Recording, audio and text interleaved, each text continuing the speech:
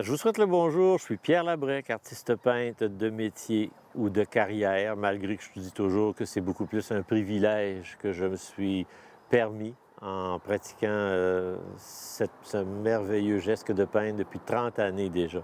Moi, je suis né à Saint-Joseph-de-Sorel. Là, on est au Québec, sur le bord du fleuve Saint-Laurent. On est dans le pays de la francophonie de toutes les Amériques, le Québec. Un petit village tout petit qui m'a vu naître, qui m'a vu faire mes premiers dessins, mes premières peintures. Bien, en fait, j'avais 12 ans lorsque j'ai véritablement commencé à faire des croquis. Et c'est un peu un hasard qu'un artiste peintre professionnel issu de l'École des beaux-arts de Montréal est venu s'installer tout près de chez nous, à 1 kilomètre. Et puis, mon père était au courant de ce qu'il faisait dans la vie. Et finalement, il a demandé à ce que M. Raymond R. Picard me donne des cours le samedi matin avec les enfants. Alors, j'avais 12 ans. Ça m'a beaucoup plu.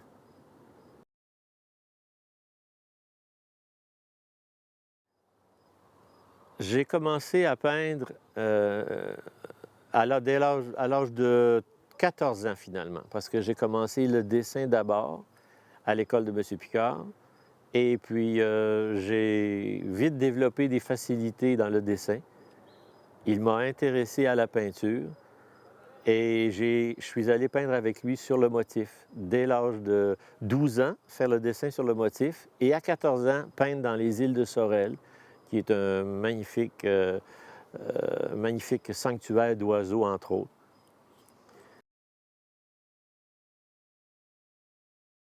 Et lorsque j'ai suivi des cours chez M. Picard alors que j'étais tout jeune, disons que déjà à 16 ans, je commençais à avoir une certaine habileté au niveau de la peinture. Cependant, je peignais fortement comme M. Picard peignait, c'est-à-dire un certain impressionnisme à caractère touche verticale, quand même spontané. J'avais tendance à peindre comme lui. J'ai peint comme lui de façon assez ressemblante, mais c'est normal, j'étais avec lui toutes les semaines et je peignais sur le motif avec lui, comme je vous disais tantôt, dans les îles de Sorel. Mes études, ça a été des études secondaires un peu comme tous les autres jeunes gens de l'époque. Par la suite, je suis allé au Collège d'enseignement général et professionnel, ce qu'on appelle nous autres au Québec les cégeps. Et j'ai opté pour faire histoire de l'art, art et histoire de l'art, surtout porté sur l'histoire de l'art. Après 3 années de cégep, j'ai décidé de poursuivre à l'université. Alors, à l'université en art, c'était plus l'École des beaux-arts, c'était l'université qui avait son département d'art plastique. Alors, j'ai fait mon baccalauréat durant 3 années à l'Université du Québec à Trois-Rivières, au Québec. Et puis, par la suite, lorsque j'ai eu mon diplôme, là, nous sommes en 78, alors je me suis dit, bon, on fait quoi après? Qu'est-ce qui se passe? Comment on fait ça? Je veux poursuivre ma vie dans le domaine du dessin, je veux poursuivre ma vie en peinture artistique. Alors, je me suis installé dans le vieux Trois-Rivières, je me suis installé un atelier que j'ai ouvert au public pour qu'ils me rendent visite. Mais là, je n'étais pas connu du tout, mais pas du tout. Alors, quand on n'est pas connu, on fait quoi?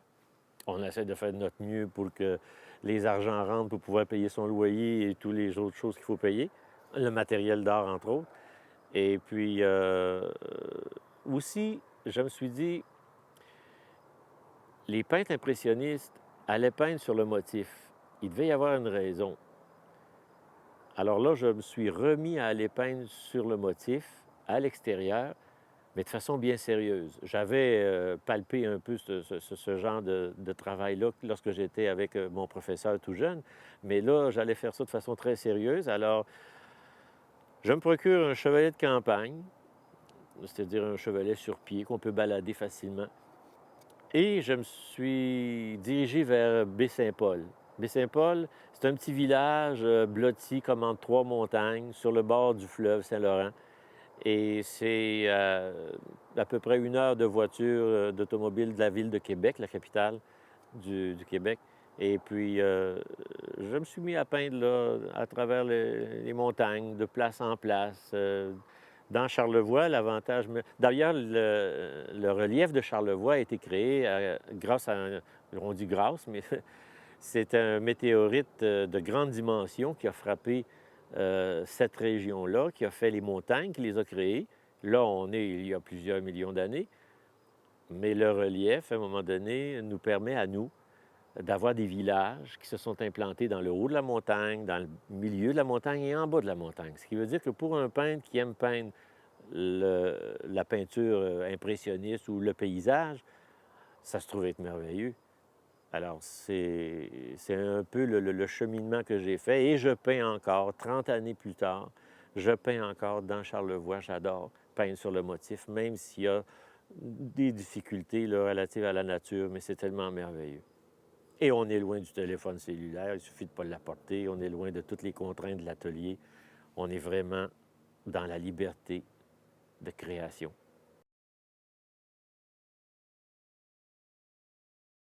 Peindre sur le motif, c'est merveilleux.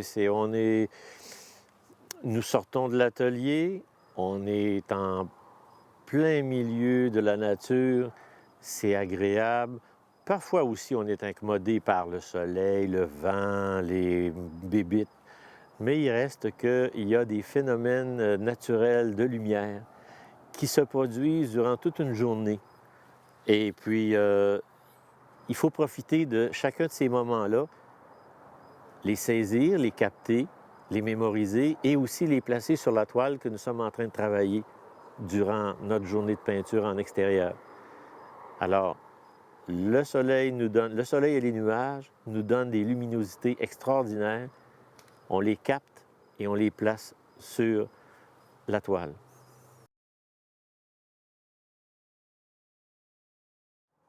Alors, Baie-Saint-Paul, sans le savoir, je me suis aperçu que c'était une ville où plusieurs bons artistes peintres professionnels venaient peindre sur place.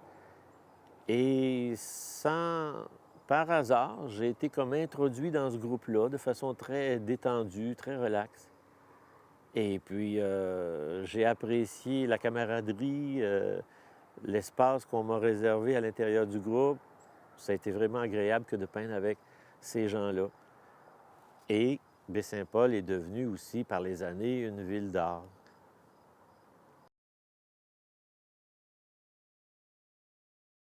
À Trois-Rivières, dans le vieux Trois-Rivières, euh, après mes études, je me suis installé à un atelier. Je ne suis pas connu. Il faut essayer il faut trouver le moyen d'inviter les gens à venir voir mes choses. Alors, j'ai aussi ouvert, mon atelier a eu un volet de galerie d'art. Alors, je suis devenu comme un galériste, là, par besoin financier, mais c'est parce que je voulais surtout pas aller travailler ailleurs, je sais pas moi, au bureau de poste ou je sais pas trop où, pour avoir quelques sous pour pouvoir mieux rencontrer là, les besoins de la vie courante. Alors, je me suis dit, tiens, je vais procéder par présenter aussi d'autres peintres. Ça a été une belle aventure parce que ça m'a permis de rencontrer des artistes, des gens formidables. Ça m'a permis, au point de vue affaires, de faire sortir les gens pour qu'ils viennent voir la galerie d'art et, par conséquent, mon atelier et mes choses aussi. Alors, mais c'est pas vraiment moi que d'avoir une galerie d'art. Ça a duré un petit bout de temps, histoire de consolider là, le financement des débuts, là, des débuts je dirais, les débuts d'après-université. Mais c'est pas un domaine, là, mais je le connais assez bien, par exemple. Je l'ai vécu intensément là, pour les quelques mois là, que j'ai fait. J'ai vécu intensément et je sais les exigences que ça représente que d'être propriétaire de galerie d'art.